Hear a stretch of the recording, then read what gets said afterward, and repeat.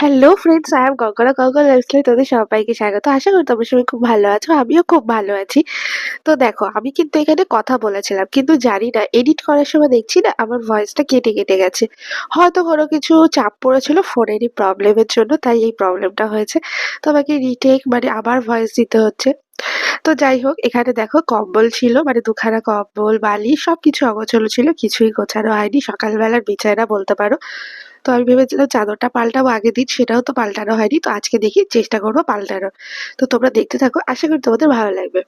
তো সকাল সকাল এখানে কিন্তু মা রেখে গেছিল তরকারি, মানে আগের দিনের তরকারি, যেটা আমি রুটি দিয়ে খাবো। তো দেখতেই পেলে সয়াবিন আলু তরকারি ছিল, তার সাথে এখানে ছিল একটা শাকের তরকারি। কি শাক আমি কিন্তু বলতে পারবো না।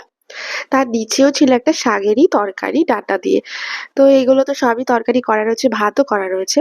কিন্তু এখানে কিন্তু আমাকে রুটিটাও করা রয়েছে, অন্য একটা জিনিস করতে হবে, সেটা হলো আমি একটা ডিম ভাজা করে খাবো। আর তারপরে দেখলাম বাবা চলে এসেছে, বাবা নিয়ে এসেছিল বাজার থেকে পেঁয়াজ, বড় বড় সুন্দর দেখে।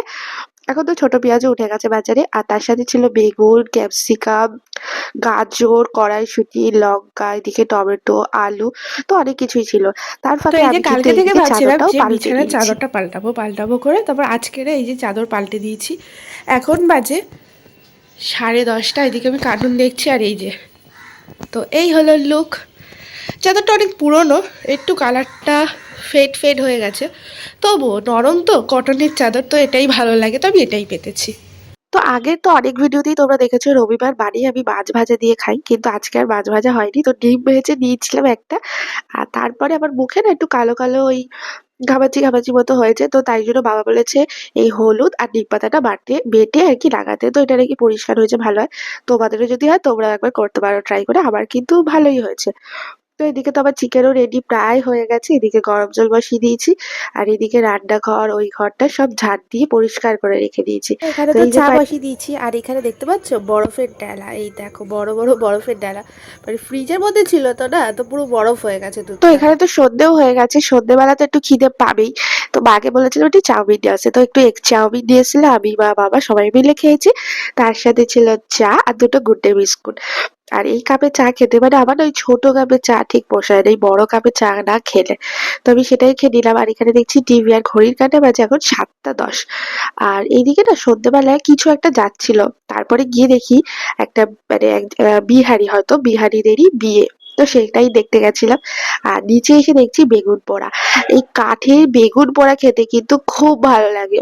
এখন তো বেশিরভাগই সব ফ্ল্যাট হয়ে গেছে। তো এই মানে এই জিনিসটা তো করা পসিবল না, কিন্তু যেহেতু এটা আমাদের নিজেদের বাড়ি, নিজস্ব বাড়ি, তো এখনো পর্যন্ত ফ্ল্যাট হয়নি। আর এইটুখানি উঠোন আছে আমাদের বাড়ি। তো সেখানেই এক কোনায় আর কি আমাদের মা এখানে আর কি করছিল বেগুন পোড়া। আর তার সাথে ওই সাইডে দেখতে পাচ্ছ, ওটা হলো আমাদের তুলসী মঞ্চ। তো এখানে 3টে বেগুন প্রথমে মা পুড়িয়েছিল, তারপর বলছে না একটু কম হয়ে যেতে পারে, তাই আরো একটা বেগুন দিয়েছিল। তো কাঠের জালে বেগুন পোড়া খেতে কিন্তু আমার খুবই ভালো লাগে, আর মা এইবার শীতে দুবার করলো। আর এই দেখো ফাইনাল লুক, পোড়া হয়ে গেছে কালো কালো।